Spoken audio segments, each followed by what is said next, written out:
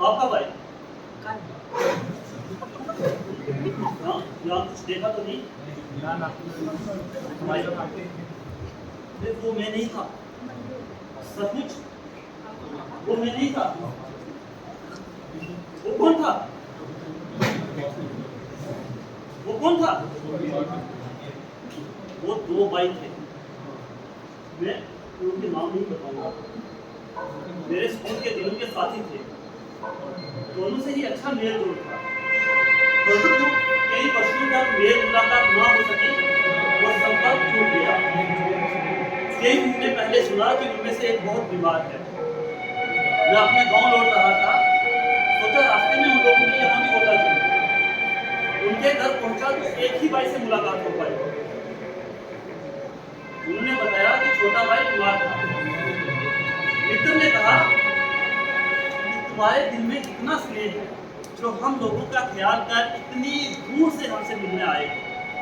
छोटे भाई की तबीयत ठीक है, उसे सरकारी नौकरी मिल गई है, वही गया। फिर बड़े भाई ने हंसते हंसते दो मोटी मोटी शब्दों में लिखी एक डायरी मुझे दिखाई और कहा कि अगर इस डायरी को कोई पढ़ ले तो छोटे भाई की बीमारी का रहस्य समझ आएगा। मैंने डायरी ले ली।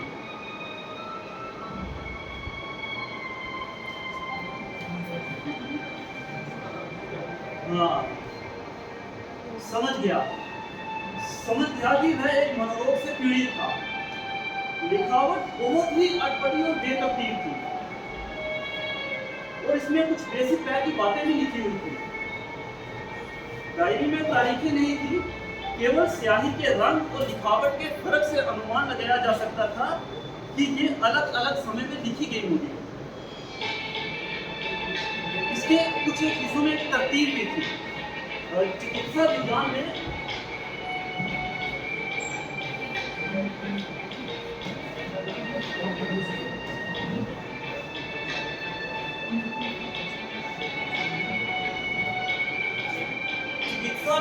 में शोध की दृष्टि से उपयोगी हो सकने वाले एक हिस्से को मैंने नकल कर दिया। डायरी की एक भी व्यक्ति की बात को मैंने बदला नहीं है। कुछ नाम जरूर बदल दिए हैं जो उन देहाती लोगों के हैं जिन्हें कोई जानता पहचानता तक नहीं है।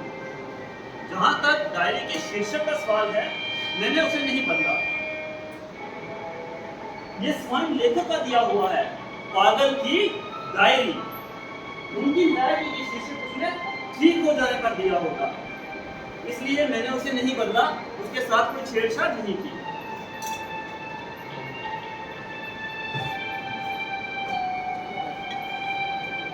आज की रात चांद बहुत उजला है। मैंने पिछले 30 वर्षों में चांद को कभी नहीं देखा, इसलिए आज जब उसे देखा तो मन में उमंग लहराने लगी। ऐसा लगने लगा जैसे मैंने जिंदगी के 30 वर्ष अंधकार में ही बिता दिए थे।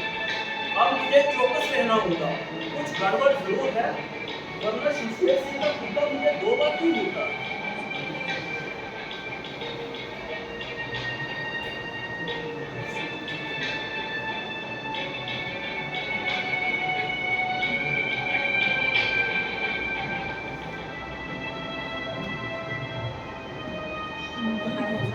आज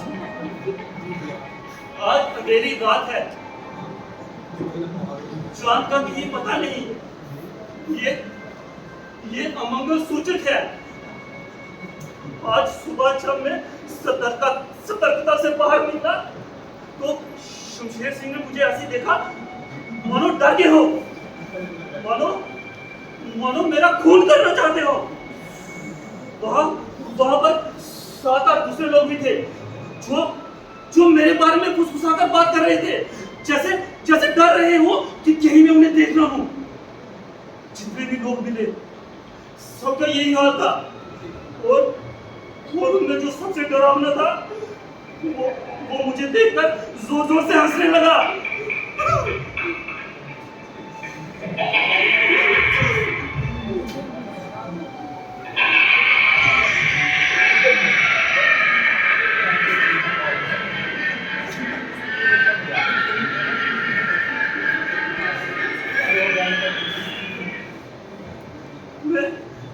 मैं सिर से पांव तक काम उठा, समझ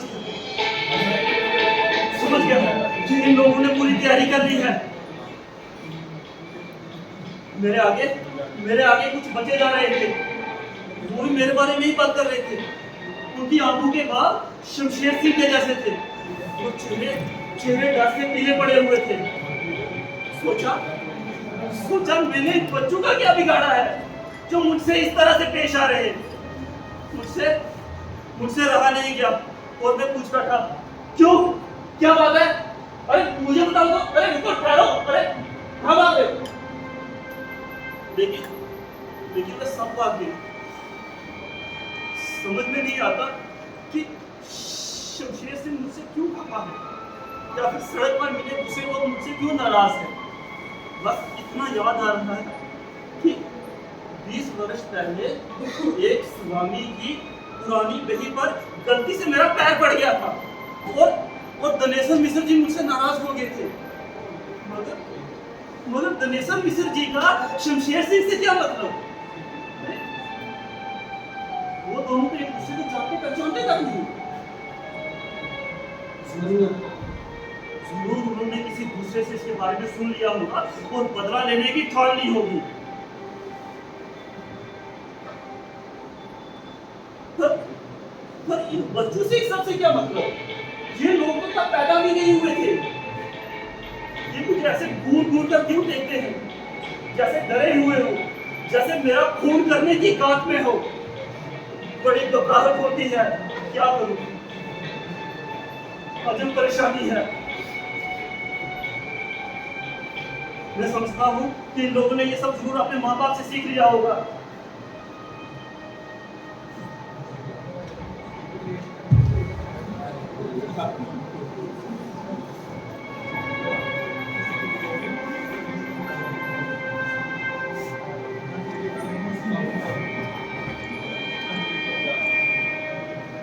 नींद किसी तरह भी नहीं आती।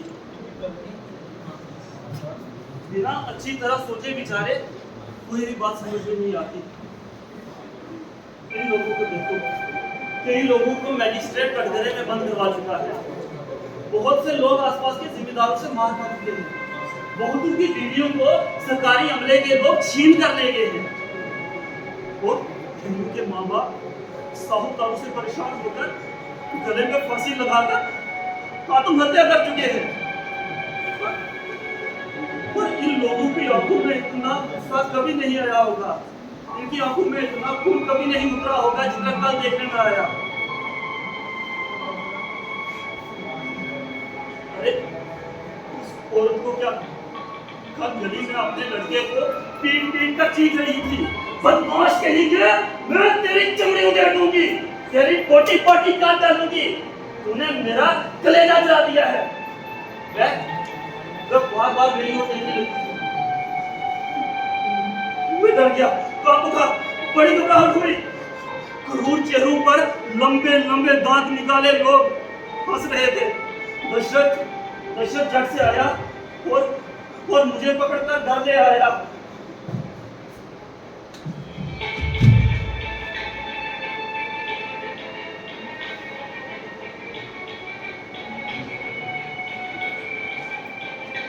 दशरथ ने जब मुझे घर लाया तो सब लोग ऐसे बन गए जैसे मुझे पहचानते ही ना हो। मैंने उनकी आंखें पहचानी। उनकी नजरों में भी वही गली के लोगों वाली बात थी।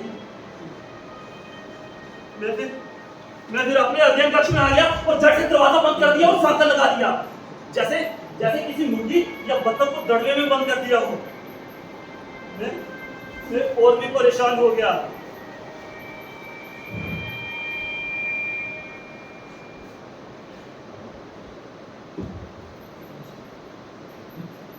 कुछ दिन पहले की बात है। नन्हे गांव से हमारा एक असामी फसल के चौपट होने की खबर देने आया था। उसने मेरे बड़े भाई साहब को बताया कि गांव के सब लोगों ने मिलकर देहात के एक बदनाम दलेर गुंडे को घेर लिया और फिर उसे मार कर उसका कान तमाम कर दिया। फिर कुछ लोगों ने उसका सीना फाड़ दिया और उसका दिल और कलेजा निकाला, तेल में तलकर उसे। ये सब देखकर मैं बोल उठा, लेकिन भैया और स्वामी दोनों मुझे घूरने लगे। बिल्कुल ऐसे घूर रहे थे जैसे सड़क पर लोगों की नजरें। ये सब सोचकर एड़ी से चोटी तक सारा बदन सिहर जाता है। अरे ये लोग आदमखोर हैं, ये मुझे भी खा सकते हैं। अरे ये मुझे भी खा सकते हैं। याद आया वो औरत कह रही थी, तेरी मोटी मोटी काट डालूंगी। क्रूर चेहरों पर लंबे लंबे दांत निकाले लोग हंस रहे थे। और फिर उस असामी ने जो बात बताई, ये सब गुप्त संकेत है। अरे इन लोगों की बातों में कितना विष भरा है। इनकी हंसी खंजर की धार की तरह काटती है। इनके ये लंबे लंबे सफेद दांत आदमियों के हाड़ मांस चबा चबा कर चमके। अरे ये सब आदमखोर है, ये सब के सब आदमखोर है, ये सब आदमखोर है, ये सब आदमखोर है, ये सब आदमखोर है।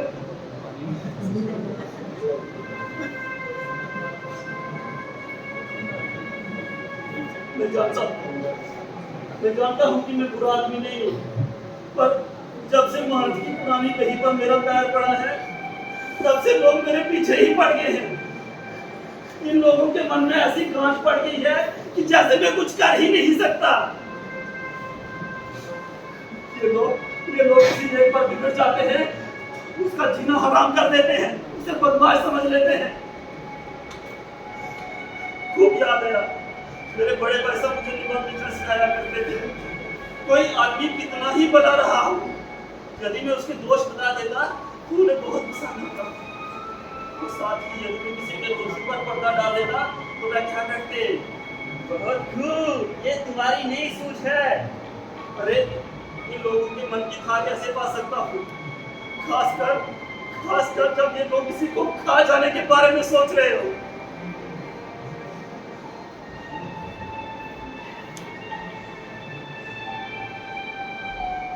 बहुत बहुत गहराई से विचार किए बिना कुछ समझ पाना कठिन है। याद पड़ता है कि आदिम लोग अक्सर मांस खाते थे, आदमी का मांस खाते थे, पर सही से याद नहीं आ रहा। इस विषय में मैंने जानकारी हासिल करने के लिए इतिहास की पुस्तकों में खोजने का जतन किया, पर कहीं भी कोई क्रमबद्ध इतिहास नहीं मिला। सद्गुण और सदाचार दोनों सभी पृष्ठ पर लिखे हुए थे।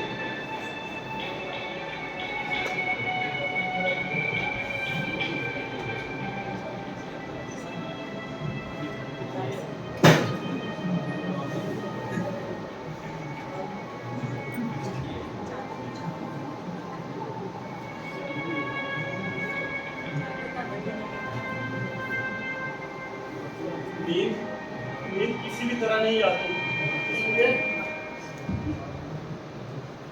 इसलिए देर रात तक पढ़ता रहा।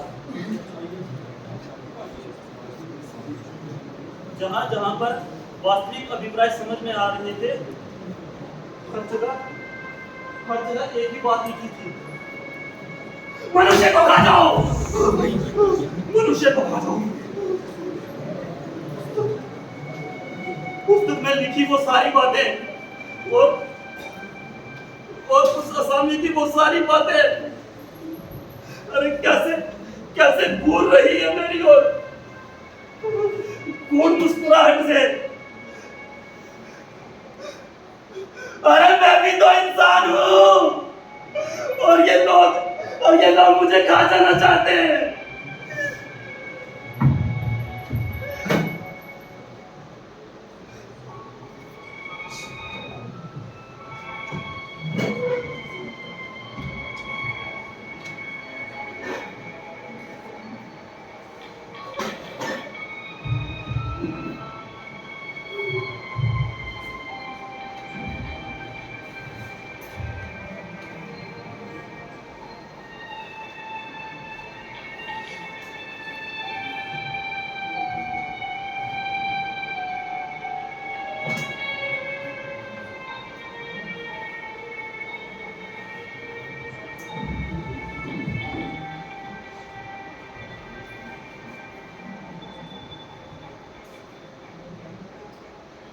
सुबह चुपचाप बैठा था, दशरथ खाना लेकर आया।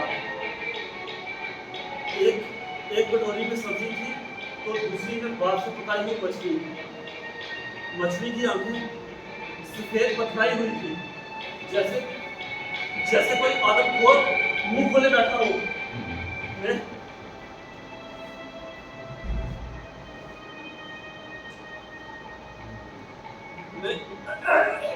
रात निकलता गया, नहीं मालूम मछली खा रहा था या आदमी का मांस खा रहा था। सब को डाला,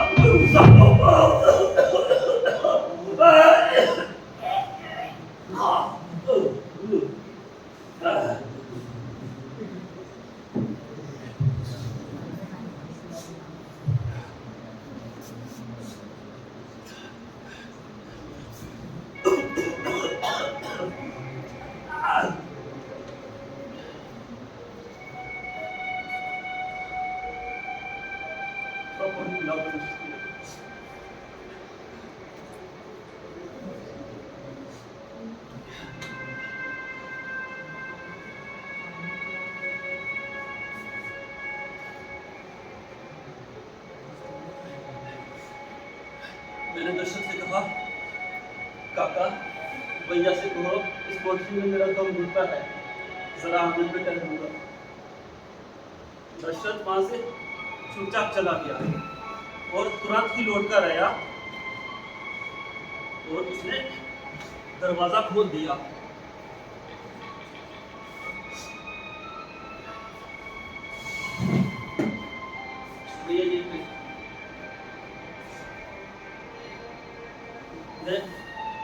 मैं चुपचाप अपनी जगह बैठा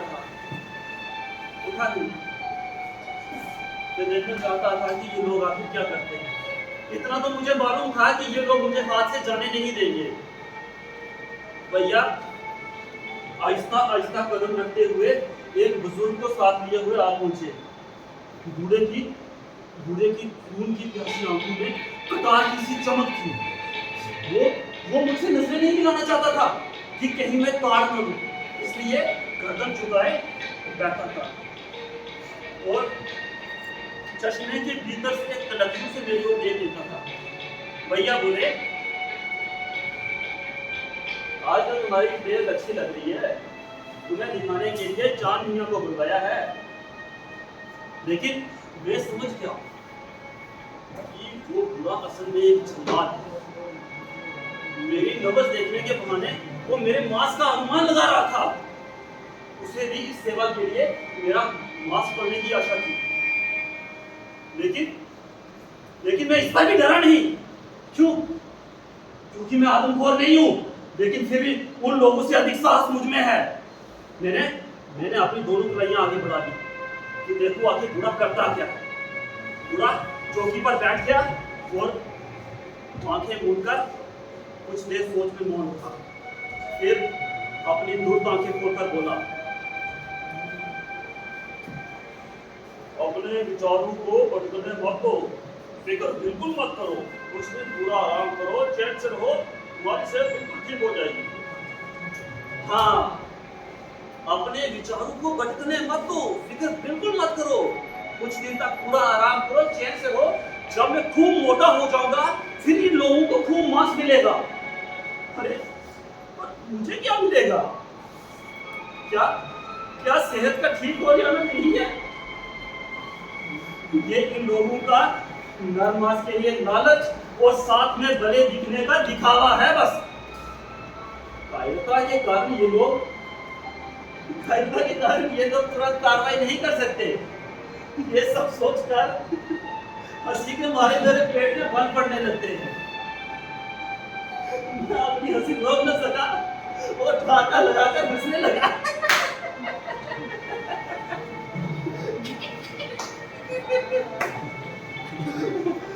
खूब मजा आया। मेरी सच्चाई और निडरता देखकर भैया और हकीम की हवा निकल गई। वो दोनों डर गए, उनके चेहरे पीले पड़ गए। मैं निडर हूँ, साहसी हूँ, इसलिए तो वे लोग मुझे खा जाना चाहते हैं, ताकि मेरा दमदार कलेजा खाकर उनका भी हौसला बढ़ सके।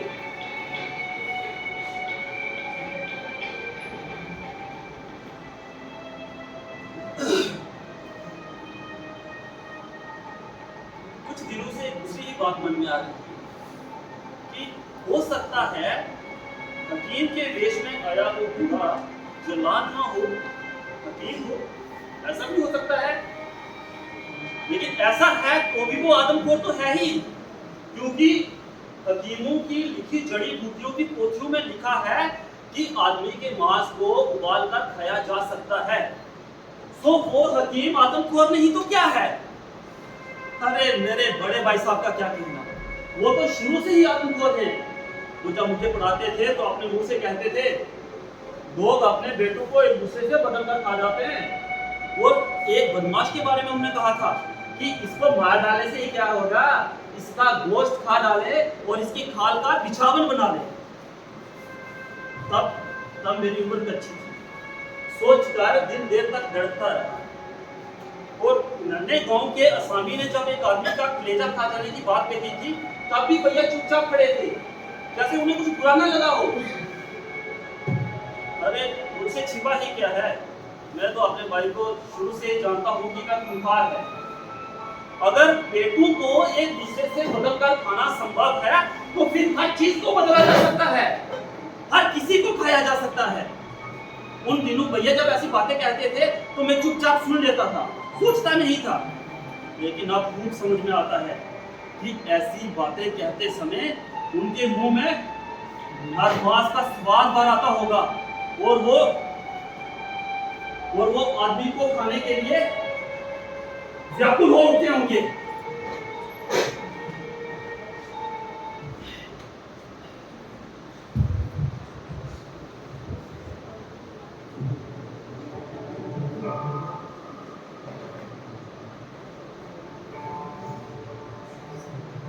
अंधेरा है, जान नहीं पड़ता दिन है या रात। शमशेर सिंह का कुत्ता भौंक रहा है।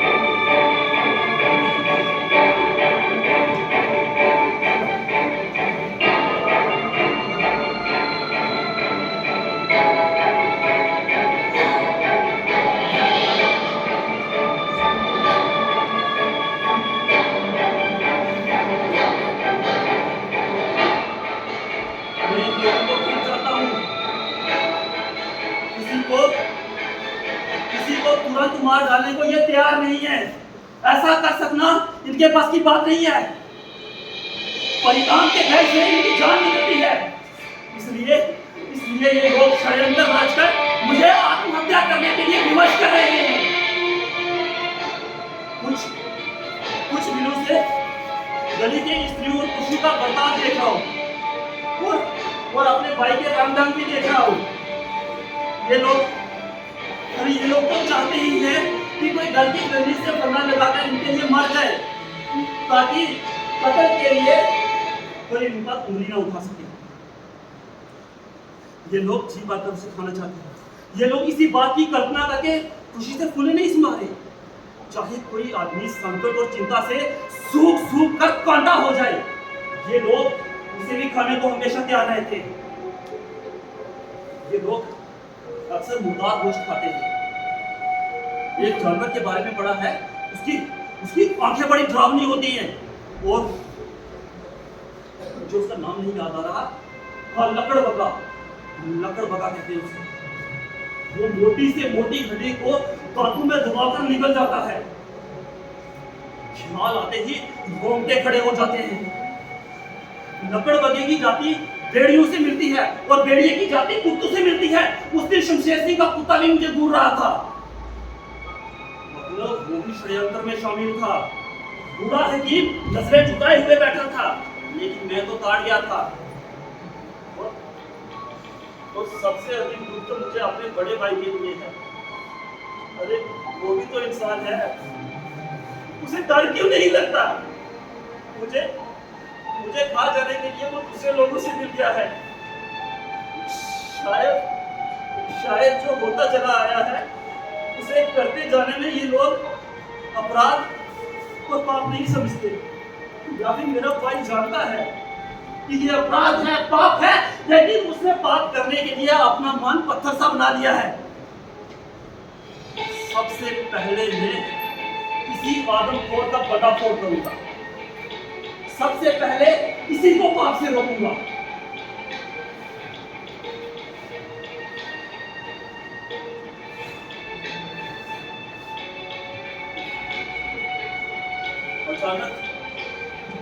अचानक कोई भीतर चला आया। यही 30 वर्ष का नौजवान था। उसका चेहरा सही से दिखाई नहीं दे रहा था। उसके चेहरे पर मुस्कुराहट खेल रही थी, लेकिन जब उसने गर्दन झुकाकर मेरा अभिवादन किया तो उसकी मुस्कान बनावटी लगी। मैं समझ गया। मैंने पूछ लिया, बताओ क्या नरमास खाना उचित है? वो मुस्कुराते हुए बोला, क्या मजाक कर रहे हो, कोई नरमास क्यों खाएगा? मैंने कहा, मेरी बात का उत्तर दो, क्या नरमास खाना उचित है? तुम्हारा क्या मतलब? मेरा मतलब नन्हे गांव में लोग शरेआम नरमास खा रहे हैं। अगर तुम्हें यकीन नहीं है, पूछे ग्रंथ उठाकर देख लो, हर जगह यही लिखा है, लाल लाल अक्षरों में। होगा, सदा से ही होता आया है। या सदा से होता आया है इसलिए उचित है? मैं इस बहस में नहीं पढ़ना चाहता, तुम्हें भी इस फिजूल के जलवे में नहीं पढ़ना चाहिए, ऐसी बातें नहीं करना चाहिए। मैं उछल पड़ा। वो आदमी गायब हो गया। अरे कहाँ गया, किधर गया? मैं पसीना पसीना हो रहा था। उस नौजवान की उम्र मेरे भाई से बहुत कम थी, लेकिन वो भी उनके साथ मिला हुआ था।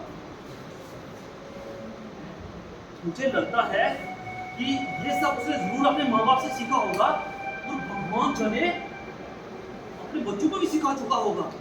तभी तो ये जरा जरा से बच्चे मुझे घूर घूर कर देखते हैं।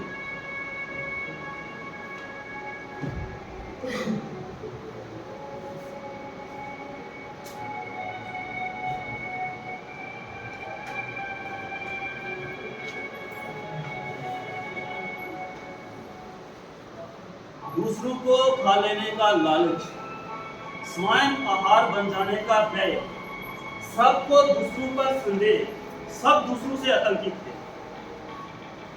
यदि इस आपसी डर से लोगों को मुक्ति मिल सके तो वह बेफिक्र होकर घूम फिर सकते हैं, खा पी सकते हैं, चैन की नींद सो सकते हैं। बस मन में एक विचार निकाल देने की जरूरत है, परंतु ये लोग ऐसा कर नहीं पाते। इसलिए बाप बेटा, पति पत्नी, भाई भाई, गुरु मित्र शिष्य सब एक दूसरे को खा लेने के षड्यंत्र में शामिल है। दूसरों को भी इसमें घसीट रहे हैं और इस चक्कर से निकल जाने को कोई भी तैयार नहीं।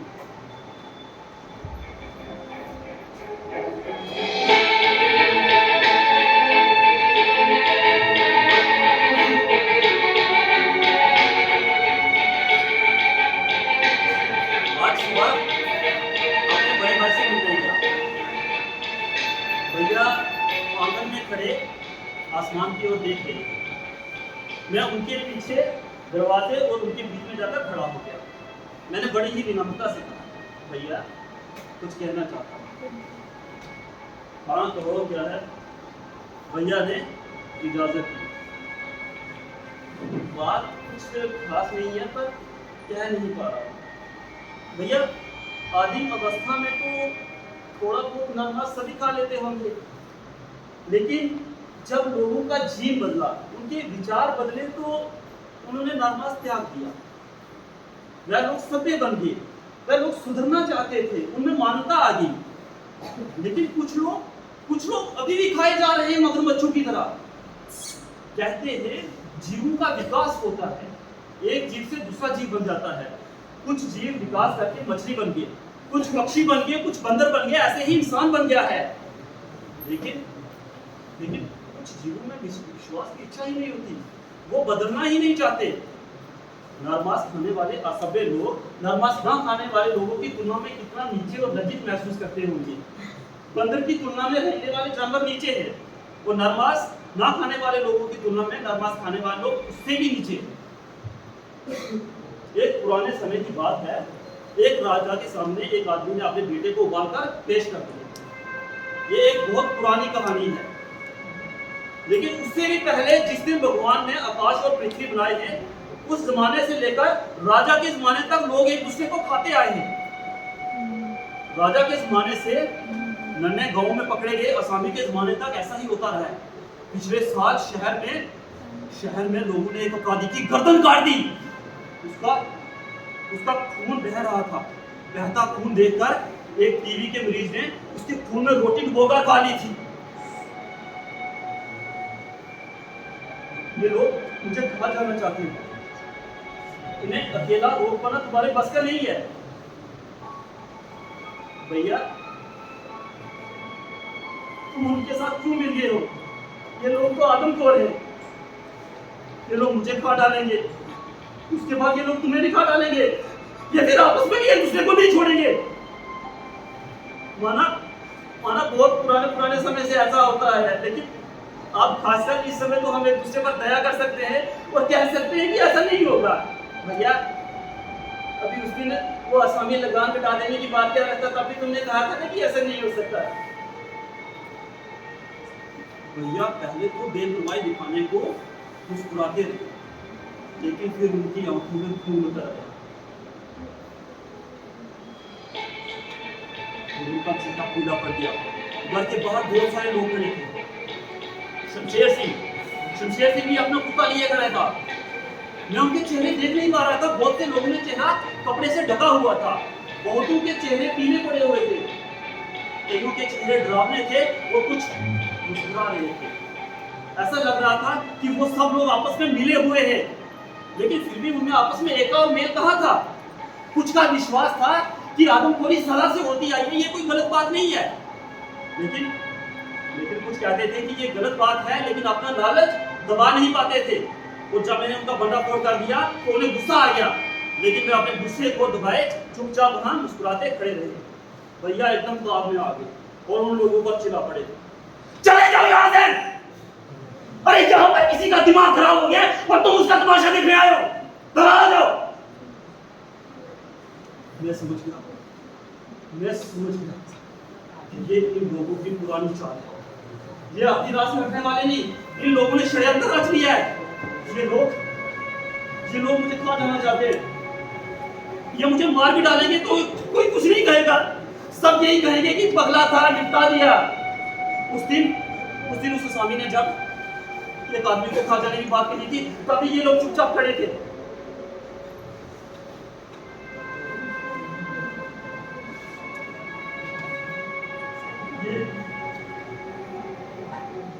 चलो मुझे खा जाइए।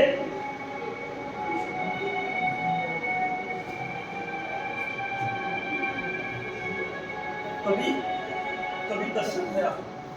दशरथ ने भी मुझे रोकने का प्रयास किया। वो गर्म हो रहा था, लेकिन मैं बोले बिना नहीं रहा। ये बात ठीक नहीं है। ये अन्याय दुनिया में नहीं चल सकेगा। आदमखोरी नहीं चलेगी। अरे अगर आदमखोरी नहीं छोड़ोगे तो तुम सब के सब खत्म हो जाओगे। तुम्हारे घरों में चाहे जितनी भी संतानें पैदा होंगी, ये सभी लोग तुम्हें मिटा देंगे।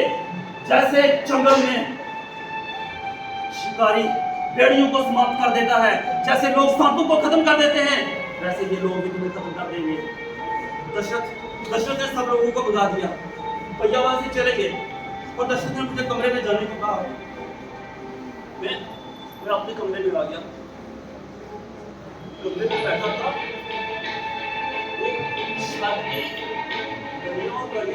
दिखती जान पड़ रही थी।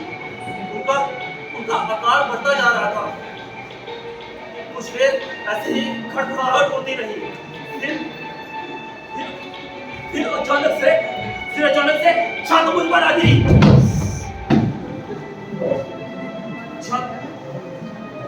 छत मुझ पर गिरी तो इस छत के बोझ के नीचे से निकल पाना संभव नहीं था। तो ये लोग तो चाहते ही थे कि मैं मर जाऊं, लेकिन मैं जानता था कि ये बोझ चाहे ख्याली है, इसलिए मैंने हिम्मत बांधी, कंधा लगाया और निकल गया। मैं पसीना हो रहा था, लेकिन फिर भी बोले बिना नहीं रहा।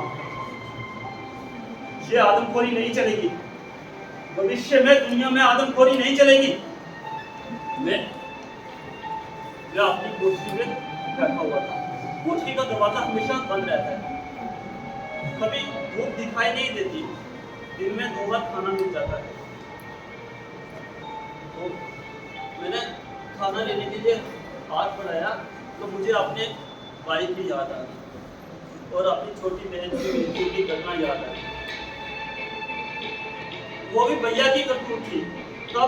तब मेरी बहन केवल 5 वर्ष की थी।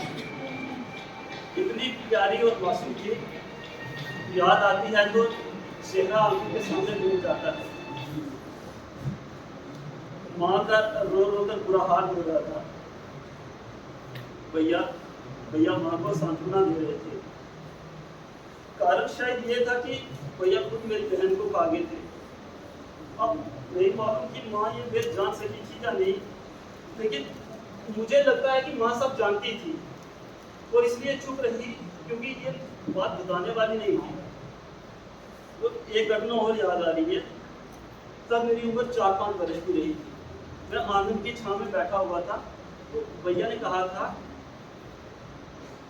कि अगर माँ बाप की औषधि के लिए यदि जरूरत पड़े तो लोग अपने शरीर का एक हिस्सा काटकर उबाल कर पेश कर देते। लेकिन माँ सुन रही थी, माँ भी भैया के समर्थन में चुप बैठी रही। अरे अगर आदमी के शरीर का एक हिस्सा खाया जा सकता है तो फिर पूरे के पूरे आदमी को भी खाया जा सकता है। माँ के दुख और रुदन की याद आती है तो कलेजा टुकड़े टुकड़े होने लगता है। अरे कितने निराले ढंग हैं इन लोगों के। ख्याल आते ही रोते खड़े हो जाते। अब समझ में आया कि उम्र भर में ऐसे लोगों के बीच में रह रहा हूँ जो 4000 सालों से आदमी के मांस का प्रयोग कर रहे हैं, आदमी को खा रहे हैं।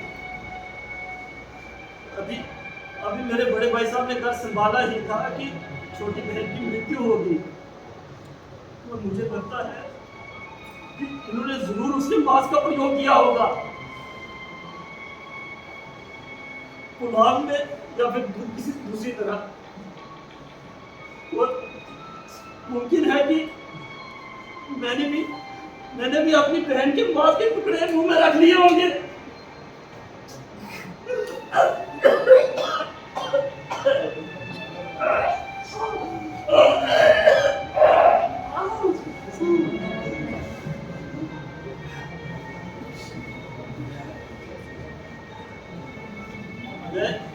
मैं बड़े बेखबर रहा हूँ। मेरे पूछे 4000 सालों से आदमी का मांस खाते आए, लेकिन मेरे जैसा एक इंसान किसी वास्तविक मानव से अपनी नजरें कैसे मिला सकता है?